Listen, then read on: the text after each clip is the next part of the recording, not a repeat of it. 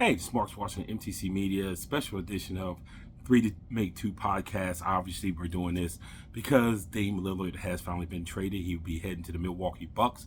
Probably something that people could not see because Milwaukee was not mentioned a lot earlier. And I'm sure by the time you look at this that you've seen the particulars of the trade. I don't think we have to go over it too much. 3-team trade. The Bucks get Lillard. Blazers get Drew Holiday, DeAndre Ayton, Kamara, Tamani Kamara, 2029 first round Bucks pick, and a couple of pick swaps. I think in 28 and 30. Then the Suns get Yusuf Nurkic, Nasir Little, Keon Johnson, Grayson Allen. So I mean, when we look at it from a Bucks perspective, uh, this is what Giannis wanted when he didn't guarantee that he was going to sign an extension, which if you listen to this podcast a lot and you look at my content, I thought was the most intelligent thing to do, which is don't do the extension and then try to force your way out and all that nonsense. What you do is just wait and just say, I won't sign the extension. And by waiting, he also benefit because then you could also get a 5th year. There are other things in play with waiting, but do that. Just wait and then not sign. Because here's what you do know. When you're Giannis, teams are going, and you have not signed an extension, trust me, teams are going to clear the cap space needed to be in play to get you to sign. So it was a powerful move, and I think it's a move that players should use more as opposed to signing and trying to force your way out, similar to what we've seen in other cases. And I understand when a player does that, they want salary certainty before they do that. But as the new CBA kicks in and how things are, probably the way that Giannis did it is the best way. So now, of course, Caesars has already updated their NBA title odds, and now the Bucks are the favorites to win the NBA title. Take that with what you will. The Nuggets have slipped down to number 2. Hey, hiding over at number 5, the Warriors are plus 1,000. I'd keep my eye on that if I was you. But the other thing about it is, how does this impact Adrian Griffin? Adrian Griffin is the first-time NBA coach. Boy, you talk about having some pressure on you. You're going to have some pressure on you. You have a team that is the NBA favorites after this trade, and a team that's going to have to fill some holes. Holiday obviously was good for that team, especially defensively, and this is nothing against Dame, but that's not where he is at this point in his career. Now, offensively, the Bucks, at least with their starting 5, look powerful, to say the least. So I can understand why they're favorites, but for Adrian Griffin, man, that means you have to hit the road humming. There is no other way to put it.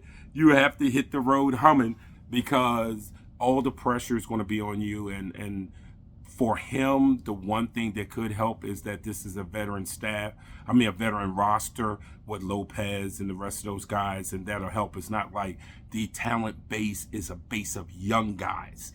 In that case, that certainly could be an issue because now we're talking about meshing and respecting the head coach and can you keep the locker room? Just a lot of things that with this Bucks team, the vets frankly will do.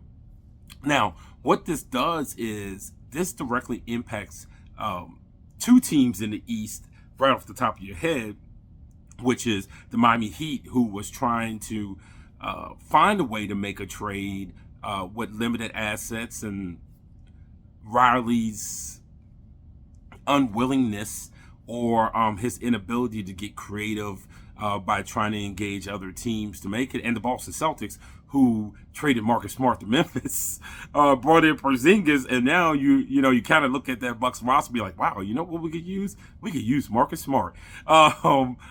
Those 2 teams obviously has got to be affected, but hey, look, first of all, you have to think to yourself, this Bucks team has to stay healthy, especially with the cut in depth. You have to stay healthy. For the Heat, there are going to be moves out there for them to make. I don't know if Drew Holiday, who for several reasons could be on the move again. Certainly, it would help Portland get even more assets. And this is what I've loved about this trade. This trade wasn't about sending, 4,000 unprotected firsts and 2,000 pick swaps. This was about players. I think the NBA has gotten way too much with this. Well, if you want to trade for a player, you got to give me assets for 7 years and pick swaps for another 3. And frankly, we always talk about what's good and what's bad for the league. That's bad for the league. On top of that, what are you going to do with them? One of the conversations that were happening earlier today with OKC is OKC has to be on the timetable for moving some of these picks. You can't, there's not enough roster spots and salary spaces for you to keep all these picks. So eventually you have to move them in some way, shape, or form. It's just not good for the league. So it was good to see a trade that was sensibly done, that involved some picks, but involved players. That's the way it should be. It shouldn't be, stuff we've seen teams like Utah do. And by the way, I'm going to put this out here right now. Jimmy Butler and the whole tampering thing, stop. Stop. Get off social media and just stop. You, Pat Riley, and your guys, you just didn't win this one, buddy. Somebody came in and they won it. You guys just didn't win this one. So stop with the tampering stuff. But also Philadelphia. When you look at it, when you get past the Celtics and you get past the Heat, Philadelphia. So what do you do now? Now, you've been trying to play hardball and I'm the sheriff in town, Daryl Morey, with Harden. But your team now is lagging behind in the NBA Eastern Conference. So what do you do now? Now, if I'm a team and you come with this nonsense of wanting everything and plus the world for James Harden, who, by the way, is on an expiring, so why would I do that? Now it's going to be, nah, man, good, man, bro, I'm good. I don't need to acquiesce your picks. You're not a title contender anyway. I know Daryl Morey doesn't want to hear that. And I thought they were a fringe Eastern Conference title contender. Not an NBA title contender, just conference title contender. They're certainly not even in my discussion now. And you can thank Daryl Morey for this. Daryl Morey, with how he handled Ben Simmons and how he handled James Harden, it should be a felony what he has done to Joel Embiid's career because of his ego. So you know what, Philly? Don't worry about it. We don't have to worry about talking about you. And you know what? Also, Doc Rivers isn't around to blame. All right? He's not around to blame for everything and use him as a scapegoat. But I digress. Back to the trade for the Bucks again. This puts him right there, up there. I'm sure Giannis will address the contract thing later about contract extension when he becomes extension of eligible. But the real news is that the Bucks on paper look like they're the NBA title favorites. But when we shift out west, because obviously 2 Western Conference teams were involved in this. Portland, who is a team in making, but the Suns. First of all, they finally get rid of DeAndre Ayton, which seems like they've been trying to do for 3 years. I don't know how much trade talk I want to hear anymore with DeAndre Ayton, and by the way, with Buddy Hield.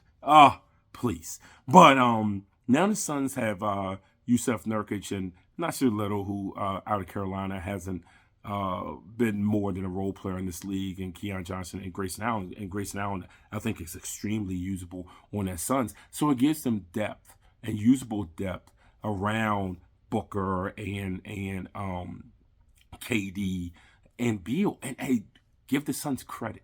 Because when they made these deals, everyone's like, well, how are you going to add people? You've given up Bridges, you've given up Cam Johnson, you've given up this, you've given up that. It's just going to be these 3 guys and like a bucket of bolts. Well, Phoenix continues to be creative with what they can do in the position that they're at. And I've been impressed by this, what they're doing to build this roster up and in a very, very, very competitive West. Now you have to look out west, and you have to look at the Nuggets and the Warriors along with the Suns. Is like, wow, that's one hell of a threesome at the top of the conference. And right now, I feel like those are the 3 teams at the top of the conference. Yes, I know people are going to say the Lakers, the Grizzlies, if the Pelicans are healthy. And by healthy, I mean Zion Williamson. Yes, we can talk about those teams later. But right now, as we speak today, those three teams seem to be the three teams that I would say is at the top. And man, that looks like a complete and utter battle. So, the Suns weren't doing this for window service. The Suns were doing this just to stay competitive in such a competitive Western Conference. So, hey, look, this is our special episode of 3 to Make 2 podcast. Congrats to Dame. You didn't get Miami, but you got the Milwaukee, and you got to another contender. You just don't have to bring as much suntan lotion with you there. And for the Suns, hey, man, I see what you're doing. Very good job. Adrian Griffin, you'll be in my prayers, buddy. I hope this works for you. Hey, this is Marcus Washington from MTC Media.